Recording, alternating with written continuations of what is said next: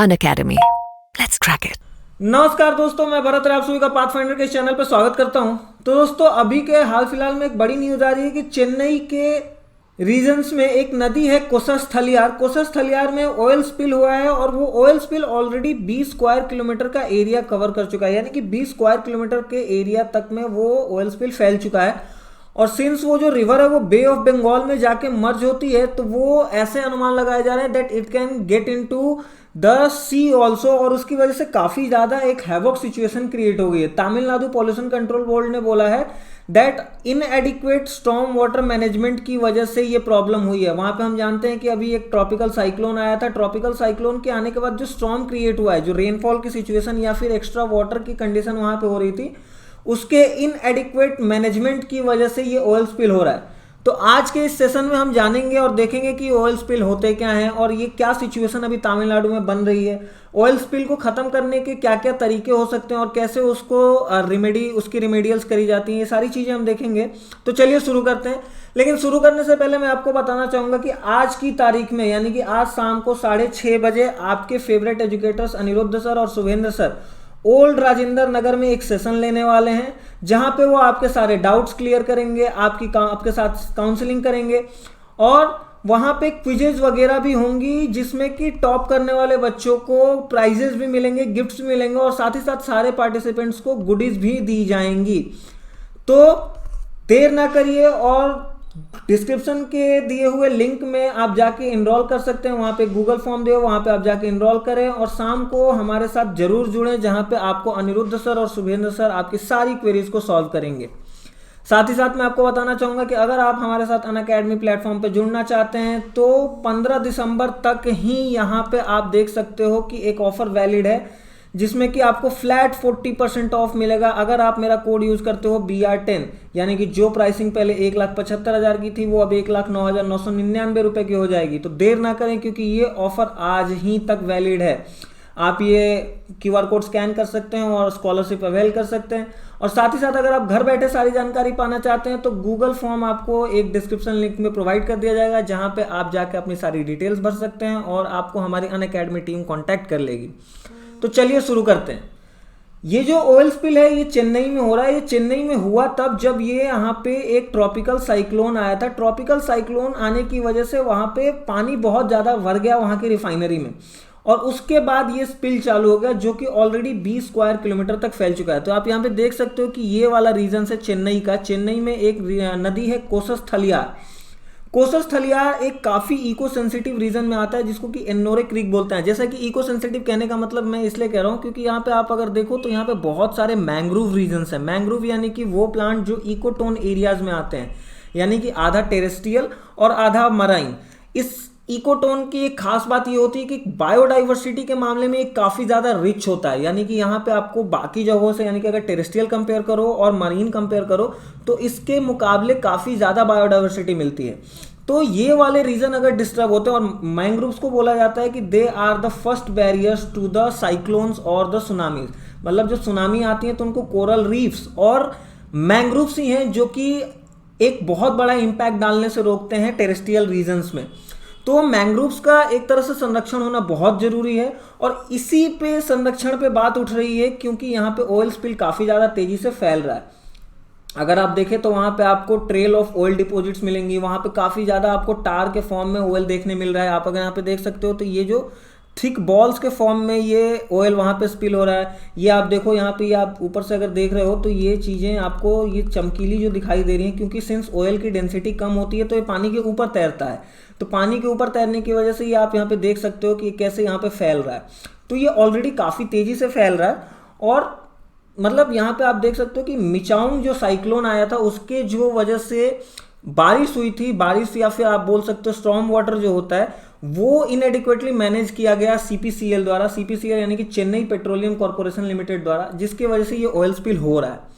अब अगर हम थोड़ी सी बात करें कि ऑयल स्पिल होता क्या है, तो oil spill refers to any uncontrolled release of crude oil, gasoline और फ्यूल्स और any other oil by products into the environment. Environment कहने का मतलब जनरली यहाँ पे अगर आप बात करो तो मरीन इन्वायरमेंट की बात होती है। ऑयल स्पिल जनरली अफेक्ट करता है तो वो मरीन इन्वायरमेंट को ही करता है। ये जिन लैंड को भी अफेक्ट कर सकता है, एयर को भी कर सकता है और वाटर को स्पेसिफिकली, तो it mostly used for oceanic oil spills. आप जैसे कि जानते हो कि एक जगह से दूसरे जगह तेल ले जाने के लिए कंटेनर्स का यूज होता है, जो बड़े बड़े जहाज़ों में कंटेनर्स भर के तेल जाते हैं। तो कभी कभी होता है कि बीच में एक न्यूज़ आई थी कि रसिया का एक कंटेनर भी टूट गया था, उसमें से लीकेज हो रही थी, जिसकी वजह से ओशियंस में ऑयल स्पिल काफ़ी ज़्यादा होने लगा था। तो आप यहाँ पे देख सकते हो, एक तो हमने देखा कि इनएडिक्वेट मैनेजमेंट की वजह से ऑयल स्पिल हो रहा है, दूसरा कंटेनर्स के लीकेज की वजह से होता है, तीसरा रिफाइनरीज में कहीं लीकेज हो जाती हैं। रिफाइनरीज में मतलब कि जब मान लो ऑयल रिफाइनरी बनाई हुई है, और oil refinery mainly Continental shelf के आसपास बनाई जाती है। आप ऐसा समझ सकते हो कि ये रीजन है टेरेस्ट्रियल, यहाँ से एक सेल्फ बनता है और यहाँ से ओशियनिक चालू होता है। ये जो सेल्फ वाला रीजन होता है ये काफ़ी ज़्यादा ऑयल रिच रीजन होता है, तो जनरली यहीं पे रिफाइनरीज बनाई जाती हैं। अब अगर रिफाइनरीज में लीकेज वगैरह हो जाए तो ये ऑयल डायरेक्टली ओशियन में स्पिल हो सकता है। तो ऑयल स्पिल के बारे में हमने देखा। अब अगर हम इसके इम्पैक्ट्स की बात करें तो सबसे ज़्यादा तो ये इंडिजिनस पीपल के ऊपर थ्रेट बन जाता है। जैसे जो सी फूड पे लोग डिपेंड करते हैं, फॉर एग्जांपल फिशरीज पे, लॉबस्टर्स पे, तो उसकी वजह से होता यह है कि एक प्रोसेस होती है बायोमैग्निफिकेशन। बायोमैग्निफिकेशन में होता है कि छोटे जो मछलियां हैं, छोटी मछलियां कुछ पॉल्यूटेड पानी पिएंगी या पॉल्यूटेड खाना खाएंगी, उन छोटी मछलियों को कोई बड़ी मछली खाएगी, और छोटी मछली को बड़ी मछली, मान लो 10 छोटी मछली को एक बड़ी मछली ने खाया और उस 10 बड़ी मछली को एक और बड़ी मछली ने खाया, जिसको कि आपने खाया, तो आपके अंदर ऑलमोस्ट 1000 गुना वो पोटेंशियल आ गया। मतलब यहाँ पे जो पॉल्यूशन इकट्ठा हुआ था उसके 1000 गुना पॉल्यूशन आपके शरीर में जा रहा है। तो इसको बोलते हैं बायोमैग्निफिकेशन।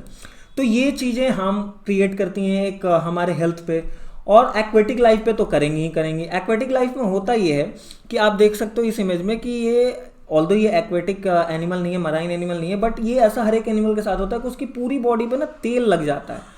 और तेल लगने से होता ये है कि फिर जब सनलाइट जो आती है, सनलाइट अंदर जा नहीं पाती है शरीर के, क्योंकि ये तेल इंसुलेटर की तरह काम करता है। और उसके बाद होता ये है कि जानवर जो हैं वो ठंड से मर जाते हैं, यानी कि हाइपोथर्मिया से मर जाते हैं। तो आप यहाँ पे देख सकते हो, crude oil ruins the insulating and water proofing properties of feathers and furs of birds, and thus oil coated birds and marine mammals may die from hypothermia, that is decrease in body temperature to below normal levels।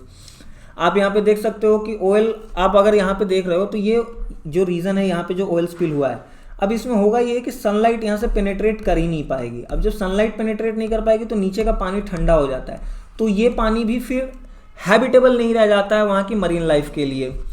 अब अगर हम बात करें कि toxicity, तो तेल फैलने से टॉक्सिसिटी तो होगी ही। अगर आप इंजेस्टेड ऑयल कंज्यूम करते हो या फिर कोई भी एनिमल ऐसा पानी कंज्यूम करता है जो जिसमें तेल मिला हुआ है, तो वो उसके हेल्थ पे असर डालेगा ही।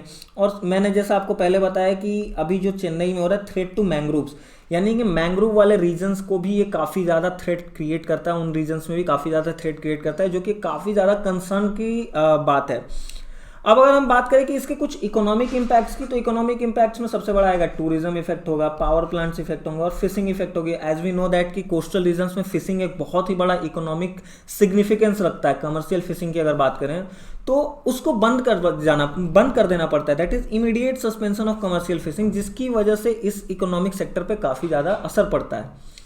अब अगर थोड़ी सी बात करें हम कि क्या क्या रेमेडीज हो सकती हैं इनकी, तो सबसे पहले हम बात करेंगे बायो रेमेडिएशन। रेमेडीज मतलब कि इसको खत्म कैसे करें। अगर मान लो कि ऑयल स्पिल अगर चालू हो जाता है, तो ऑयल स्पिल चालू होने के बाद उसको बंद कैसे करें, तो ये बायो रेमेडिएशन की प्रोसेस होती है। बायो रेमेडिएशन में होता है कि जहाँ पे ऑयल स्पिल हुआ है वहाँ पे बैक्टीरिया छोड़ दिए जाते हैं, और वो बैक्टीरिया धीरे धीरे उस ऑयल को कंज्यूम कर लेते हैं और फिर वहाँ पे उस पानी को साफ कर देते हैं। So bacterias can be used to clean up oil spills in the ocean through bioremediation. Specific bacteria can be used to bioremediate specific containment such as hydrocarbons which are present in oil and gasoline. Using bacteria such as, आप यहाँ पे नाम देख सकते हो कुछ bacterias के लिखे हुए हैं। ये एक्चुअली क्या करते हैं ना कि उस रीजन्स में जो भी ऑयल है उसको खा जाते हैं, उसके जो हाइड्रोकार्बन है, यानी कि हाइड्रोकार्बन यानी कि CH, जनरली जिससे ऑयल बना हुआ था, CH की जो बॉन्ड होती है उसको कंज्यूम कर लेते हैं या फिर इस बॉन्ड को ब्रेक कर देते हैं। तो अगर ये बॉन्ड को ब्रेक कर देंगे ना तो ये H जो है H2O मिल जाएगा और कार्बन जो है बाहर एटमॉस्फेयर में निकल जाएगा, जिसकी वजह से वहाँ से ऑयल धीरे धीरे गायब हो जाता है। इसके अलावा बहुत सारे और तरीके हैं, जैसे कंटेनमेंट बूम्स। आप अगर कंटेनमेंट बूम्स देखो तो ये देखो, यहाँ पे चारों ओर एक ये कंटेन कर दिया गया इस रीजन को और इसके अंदर ये ऑयल को फंसा लिया जाता है, तो इसको बोलते हैं कंटेनमेंट बूम्स। या फिर ये स्कीमर्स होते हैं। स्कीमर्स क्या होते हैं, आप पानी में इसको चलाते हैं और ये धीरे धीरे घूम के पूरे के पूरे ऑयल को अपने अंदर ऑब्जॉर्व कर लेता है, तो ये स्कीमर्स होते हैं। या फिर कुछ ऐसे एब्जॉर्बेंट्स डाले जाते हैं पानी में जो ऑयल को एब्जॉर्व कर लेते हैं, जैसे वोल्केनिक ऐश हो गया। वोल्केनिक ऐश एक ऐसा ऑब्जॉर्वेंट है जो कि पूरे के पूरे ऑयल को एब्जॉर्व कर लेता है और फिर आप उसको छान के बाहर निकाल सकते हैं। तो आप यहाँ पे देख सकते हो कि कंटेनमेंट बूम्स का यूज़ हो सकता है, स्कीमर्स का यूज़ हो सकता है, एब्जॉर्बेंट्स का यूज़ हो सकता है, जैसे कि वोल्केनिक ऐश हो गया या फिर पॉलिएस्टर डिराइव्ड प्लास्टिक हो गया, या फिर कुछ ऐसे एजेंट्स जो डिस्पर्स कर देते हैं, यानी कि अगर आप उसको पानी में डालोगे तो जो तेल है उसको, वो तेल उसके लिए हाइड्रो मतलब फोबिक होता है, वो ऐसा मतलब आप समझ लो कि उससे डरता है उन जो एजेंट्स होते हैं। तो उसको अगर डालोगे तो तेल वहाँ से डिस्पर्स हो जाएगा और वो पूरा फैल जाएगा, जिसकी वजह से एक जगह पे कंसंट्रेटेड ऑयल नहीं रह जाता है। तो हमने दोस्तों आज देखा कि कैसे ऑयल स्पिल काफ़ी ज़्यादा खतरनाक हो सकता है किसी भी रीजन के लिए, और स्पेसिफिकली ओशियनिक रीजन्स के लिए।